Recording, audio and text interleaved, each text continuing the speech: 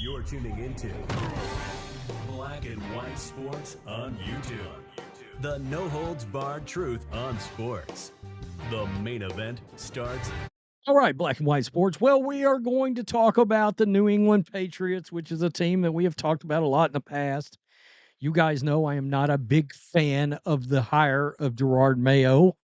And it's going to be hard to convince me otherwise, especially when you consider that the Mike Vrabels of the world went unemployed, or somebody like Jim Harbaugh, who is out there available running around, right?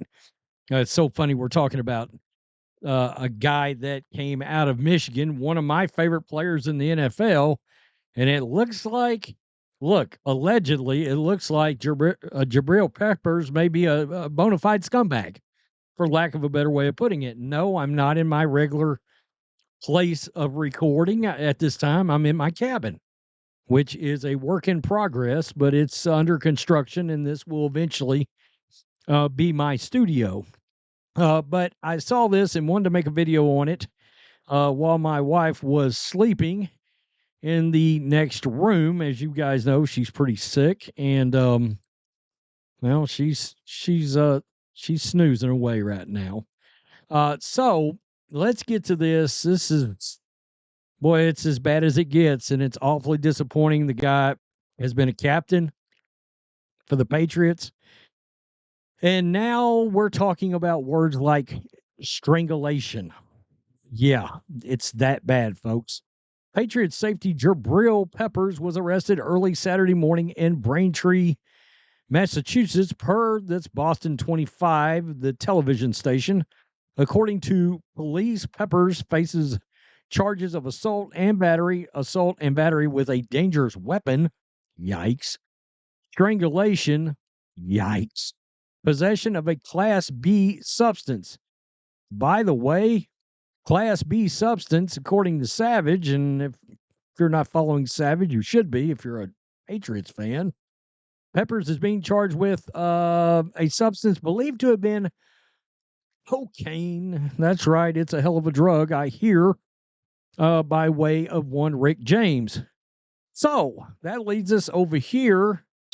Hi, Jerod. On the Jabrill Peppers situation, have you heard anything from the NFL about potentially putting him on the commissioner's exempt list? We informed the NFL, and we're still gathering information. I know the team put out a statement earlier today, so I'm not sure, how the league and how we are going to handle that going forward, but we should find out some more information over the next few days. Okay, so basically he gave us the prototypical, we don't exactly know what's going to happen, and no, ESPN, sorry, you're not sneaking that in on me. So we don't know exactly what happened. We're gathering information.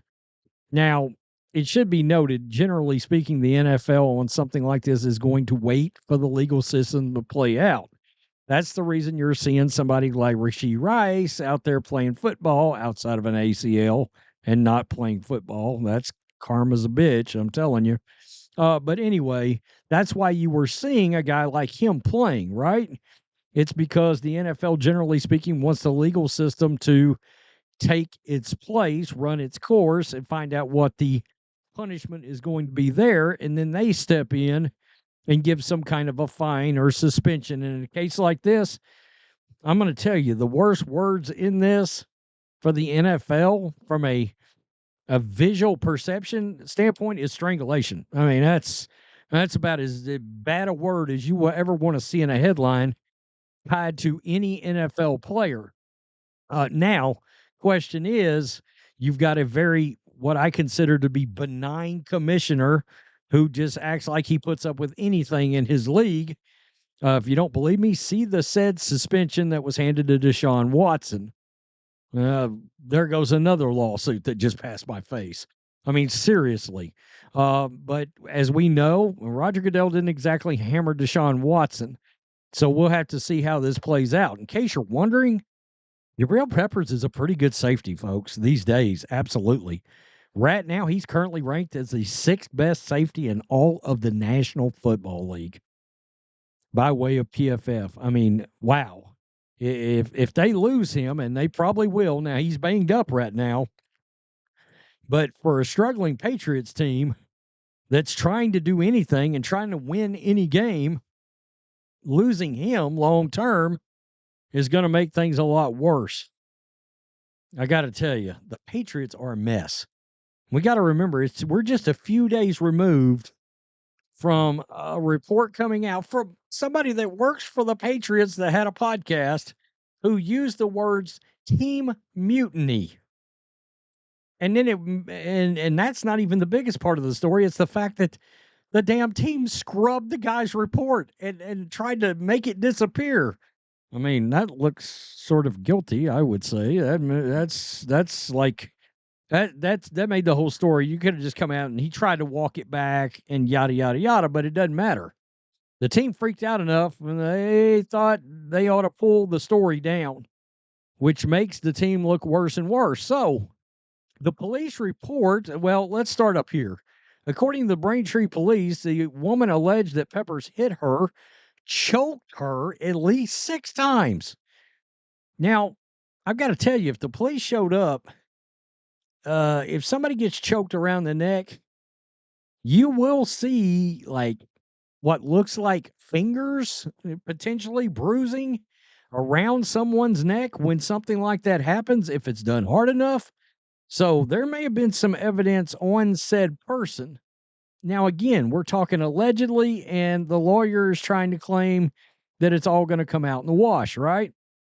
So choked her at least 6 times, took off her clothes, and put her outside. Damn. Police also said Peppers shoved the woman to the ground, shoved her head into a wall, and put his hands around her neck to strangle her. The police report confiscated a clear bag containing white substances. Yikes, this just gets worse and worse.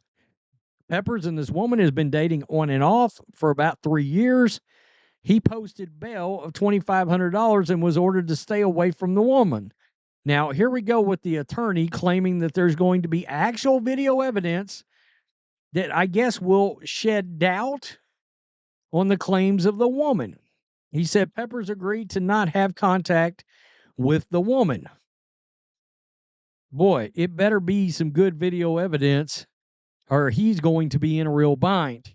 And now there's a world where the NFL can step in and actually, I think they use the personal conduct policy or something like that in order to get somebody off the field if things are egregious enough.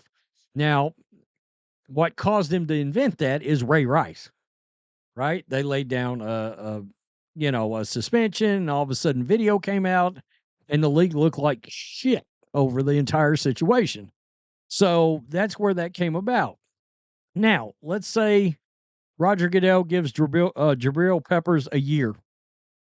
Now, always remember, it's going to go to arbitration, and that's going to be whittled down. He gave Deshaun Watson a full year, 17 games, and it was negotiated down to 11, and Roger Goodell got destroyed. He should have got destroyed. What he should have done was, suspend/ban Deshaun Watson for at least 2 years, so it could have came down, and he could have got 1 year. By the way, he can't play quarterback anymore. I keep telling you guys that. You heard it from me first like a year and a half ago. The guy can't play quarterback anymore, but here we are. My God, if you're a Browns fan, you've got to want Jameis Winston at this point. And if you're a Patriots fan, I'm sorry. Look, I'm a Niners fan, but my Patriots have kind of become my adopted AFC team. And it's pretty tough to watch right now.